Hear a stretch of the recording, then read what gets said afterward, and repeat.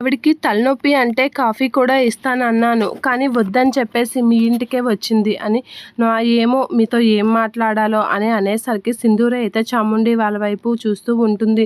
అసలు తనకి తలనొప్పి ఉందో లేదో నీతో ఏదో మాట్లాడాలని అలా నటిస్తుందో అని చెప్పేసి వాళ్ళ అమ్మతో అంటూ సింధూర వైపు చూస్తూ ఉంటుంది.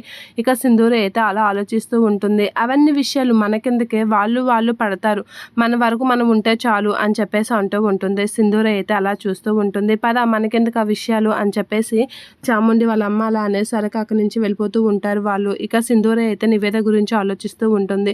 ఇక నివేద అయితే తలనొప్పి అని చెప్పేసి సింధూర వాళ్ళ ఇంటి దగ్గర అయితే కూర్చొని ఉంటుంది. ఇక సింధూర అయితే ఆలోచిస్తూ ఉంటుంది నివేద గురించి.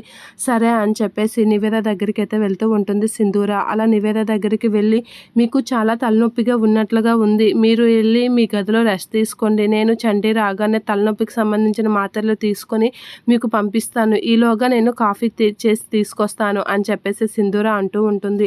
ఆ మాటలకి నివేద అయితే అలా చూస్తూ ఉంటుంది. కొంచెం వేగంగా తేవా, తలనొప్పి అస్సలు భరించలేకపోతున్నాను అని చెప్పేసి నివేద అంటూ ఉంటుంది. సరే నేను తెస్తాను అని చెప్పేసి అనేసరికి సింధూర ఏమనకు, నాకు కొంచెం చాలా ఎక్కువగా ఉంది తలనొప్పి, వేగంగా తీసుకురా అని చెప్పేసి నివేద అయితే అక్కడి నుంచి వెళ్ళిపోతూ ఉంటుంది. సరే అని చెప్పేసి సింధూర అంటూ ఉంటుంది.